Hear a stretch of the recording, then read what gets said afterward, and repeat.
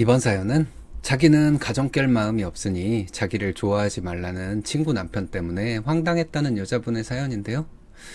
편의점 대학생 알바생의 친절에 고백 공격하는 영포티들이 있다더니 진짜인가 보네요. 함께 보시겠습니다. 사연 시작 전에 좋아요, 구독 부탁드리겠습니다. 채널에 큰 힘이 됩니다. 살다 보면 참 예기치 못한 곳에서 인연이 맺어지곤 하잖아요. 저에게는 동네에서 우연히 알게 된 한 친구가 그랬어요. 나이대도 비슷하고 집도 엎어지면 코 닿을 때라 금방 친해졌죠. 그 친구네 집에 자주 놀러가고 우리 집에도 그 친구가 오면서 자연스럽게 친구 남편과도 마주칠 일이 생기더라고요. 사실 저는 친구 남편이랑은 굳이 친해질 이유도 필요도 없다고 생각하는 주의예요.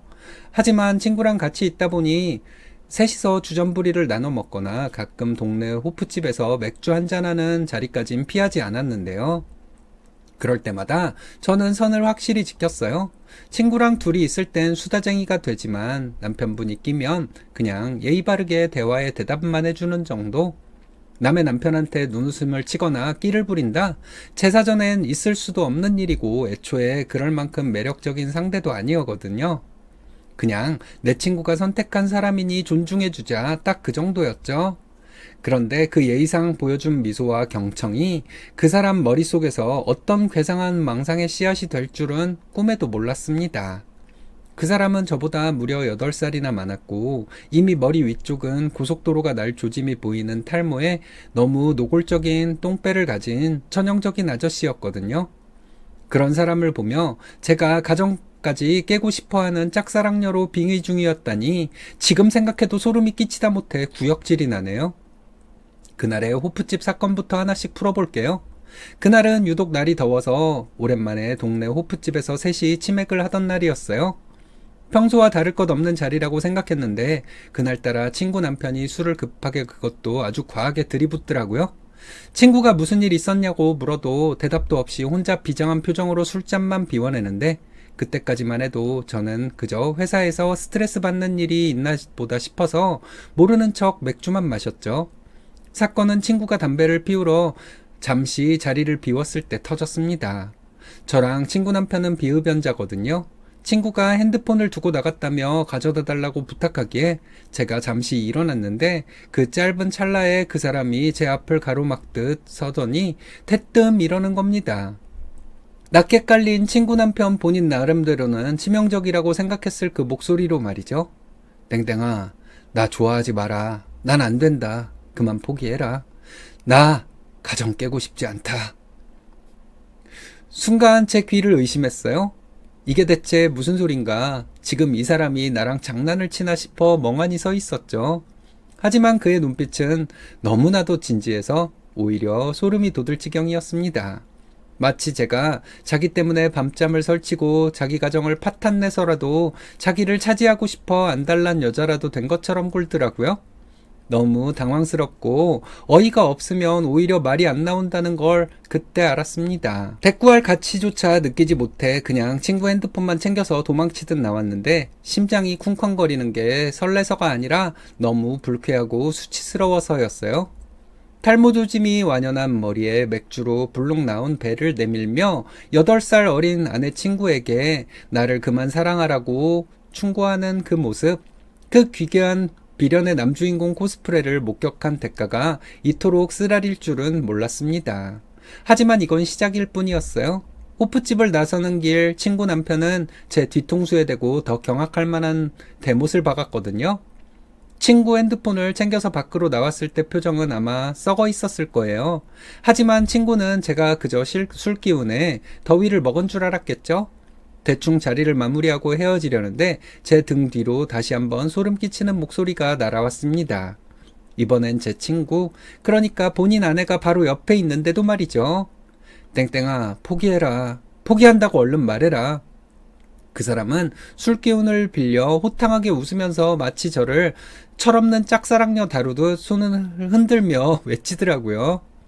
저는 순간 얼어붙었습니다. 친구는 당연히 당황해하며 대체 무슨 소리야? 뭘 포기하라는 건데? 하고 물었죠.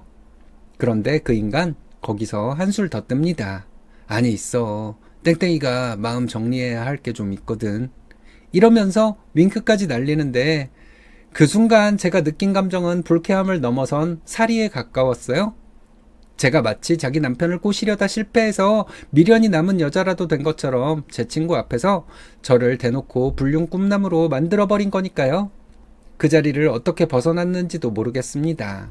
친구는 술 취한 남편의 헛소리라고 생각했는지 그저 웃으며 남편을 끌고 집으로 들어갔지만 저는 밤새 한숨도 자지 못했어요.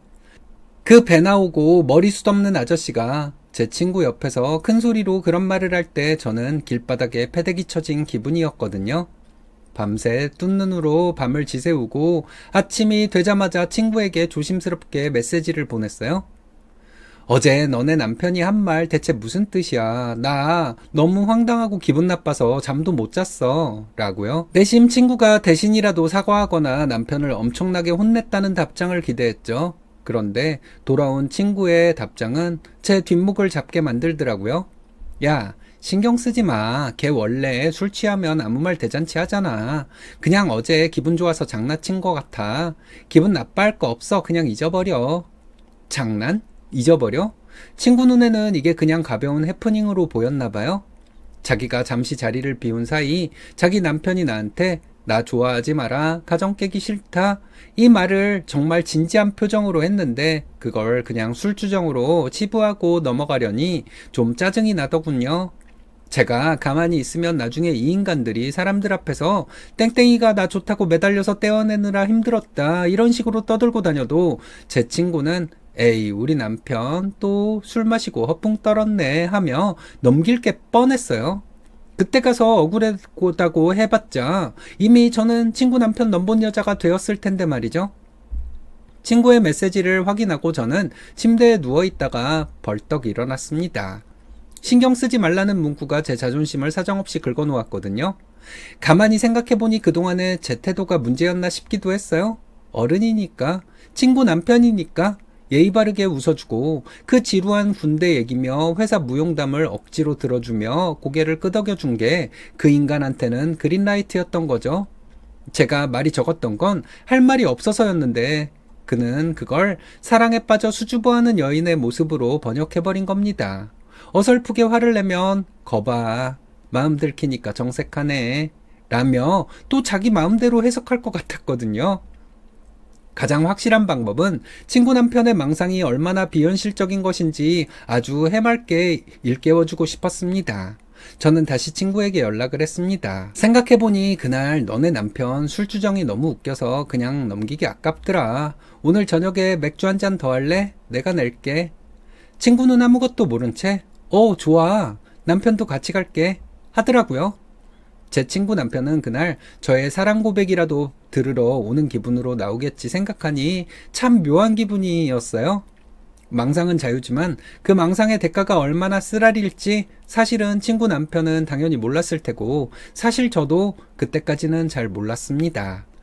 저녁이 되고 약속 장소인 단골 호프집에 들어서니 친구와 그 남편이 먼저 와 있더군요. 친구 남편의 표정을 보니 아주 가관이었습니다.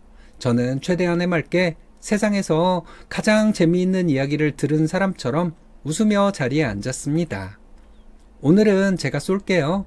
사실 저번에 땡땡씨가 하신 말씀이 자꾸 생각나서 잠을 못 잤거든요. 너무 웃겨서요. 제가 웃으며 운을 떼자 친구 남편은 당황한 듯 하면서도 내심 그럼 그렇지 하는 눈빛으로 헛기침을 하더군요. 친구는 옆에서 야, 우리 남편이 뭐라 그랬길래 그래? 하며 호기심을 보였고요. 저는 맥주 한 모금을 시원하게 마시고 주변 테이블에 다 들릴 정도로 쾌활한 목소리로 말을 이었습니다. 아니 땡땡씨가 나보고 자기 좋아하지 말라고 가정 깨기 싫다고 진지하게 말했던 거 말이야. 너한테도 말했잖아. 나 너무 황당해서 처음에 땡땡씨가 어디 아프신 줄 알았어요. 제 말이 떨어지자마자 친구 남편의 얼굴이 순식간에 붉어지기 시작했습니다. 제가 정색하며 화를 낼 줄 알았는데 오히려 대수롭지 않게 개그 소재로 취급해버리니 당황한 기색이 역력하더라고요. 아니 땡땡아 그건 내가 술이 취해서 이러면서 술 핑계를 대더군요. 그래서 저는 에이 땡땡씨 술 취하면 오히려 본심이 나온다잖아요. 진짜 궁금해서 그러는데 대체 어디서 그런 자신감이 나오는 거예요? 제가 평소에 너무 잘 웃어드려서 오해하셨나? 그럼 식당 서빙하는 여자 알바생이 웃어주면 그것도 그린라이트로 보겠네요. 망상이 좀 심하다. 근데 땡땡씨, 저 눈 진짜 높은 거 아시죠? 이랬더니 분위기는 순식간에 반전되었습니다. 친구 남편은 얼굴이 벌겋다 못해 자색 고구마가 되어가더라고요. 친구는 옆에서 눈치만 보며 야, 우리 남편이 장난이 심했네 하고 수습하려 했지만 저는 멈추지 않았습니다. 아주 해맑고 순수한 표정으로 눈을 동그랗게 뜨고 물었죠. 진지하게 제 이상형 말씀드려볼까요? 저 머리숱 많고 빽빽한 거에 거의 집착하거든요. 샤워하고 나왔을 때 젖은 머리가 이마를 꽉 채우는 그런 남자요. 그리고 자기 관리 잘해서 배 안 나온 사람들 말이에요. 제 말이 끝날 때마다 친구 남편의 손이 본능적으로 본인의 환해진 정수리를 향하더군요. 본인도 양심이 있는지 불룩 튀어나온 배를 슬쩍 테이블 밑으로 집어넣으려 애쓰는 게 보였습니다. 근데 땡땡씨가 저보고 좋아하지 말라고 하셔서 저 진짜 충격받았잖아요. 아, 내가 평소에 너무 예의 바르게 대했나? 내가 그렇게 눈이 낮아 보였나? 싶어서 자존심까지 상하더라고요. 저 평소에 땡땡씨 말에 대답 잘 안 했던 거 기억하시죠? 그게 부끄러서가 아니라 솔직히 아저씨 스타일 농담이 너무 재미없어서 그랬던 거예요. 호프집 주변 테이블에서 크크거리는 소리가 들려왔습니다. 친구 남편은 이제 쥐구멍이라도 찾고 싶은 표정이었죠. 그 인간이 저번에 취해서 자기는 가정 깨기 싫다며 치명적인 척했던 그 표정은 어디 가고 지금은 그저 머리숱 없는 배 나온 아저씨가 되어 덜덜 떨고 있더라고요. 제 친구가 땡땡씨랑 결혼한다고 했을 때 제가 얼마나 축복해줬는데요. 우리 친구가 참 마음이 넓구나 하면서요. 근데 땡땡씨가 저한테 포기하라고 하시니 아무리 농담이라지만 사실 소름 끼쳤거든요. 여기까지 말했을 때도 저는 속이 뻥 뚫리는 기분이었어요. 하지만 여기서 끝내면 사이다가 좀 부족하죠. 친구 남편이 저의 머리숱 공격에 어안이 벙벙해져 있을 때 훤칠한 키에 자기 관리 잘 된 탄탄한 몸매에 그리고 무엇보다 앞머리가 눈썹까지 빽빽하게 덮인 훈남 남사친이 들어왔죠. 너 가끔 친구 부부랑 한잔한다는 호프집이 여기였어? 하면서 자연스럽게 합류한 남사친을 보며 친구와 친구 남편의 눈이 휘둥그레졌습니다. 저는 남사친의 팔짱을 꽉 끼며 아주 자랑스럽게 소개했어요. 아, 여기는 내 친구 부부고 여긴 내가 요즘 만나는 오빠. 오빠, 인사해. 얘는 내 친구고 여긴 내가 말한 그 몽상가야. 남사친은 키가 180cm가 넘거든요. 170도 간당간당한 데다 100까지 나온 친구 남편이 앉은 자리에서 고개를 한참 치켜들고 남사친을 올려다 보는데 그 구도가 정말 코미디가 따로 없더라고요. 남사친이 예의 바르게 허리를 숙여 인사하며 아, 말씀 많이 들었습니다. 저희 땡땡이가 눈이 좀 높아서 까탈스러워 보일 수도 있는데 재밌는 농담 해주셨다면서요? 이렇게 말했습니다. 남사친의 풍성한 머리숱과 날카로운 턱선을 번갈아 보던 친구 남편의 눈동자가 갈 곳을 잃고 흔들리더군요. 친구는 옆에서 입을 벌린 채 남사친과 남편을 번갈아 보더니 자기 남편이 얼마나 초라해 보이는지 그제야 깨달은 눈치였어요.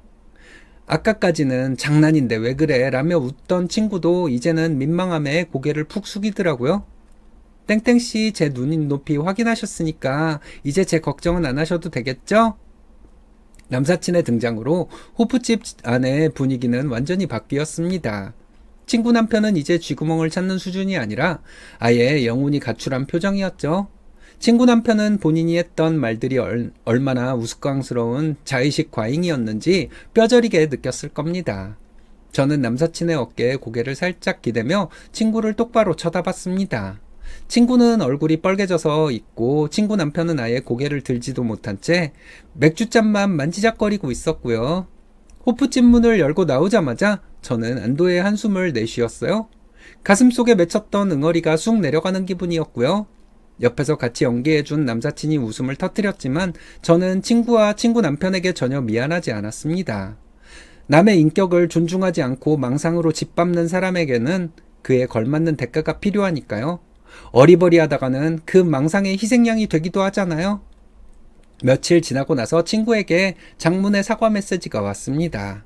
남편을 아주 호되게 잡았다고, 자기도 남편이 그 정도로 선을 넘을 줄 몰랐다며 정말 미안하다고 하더군요.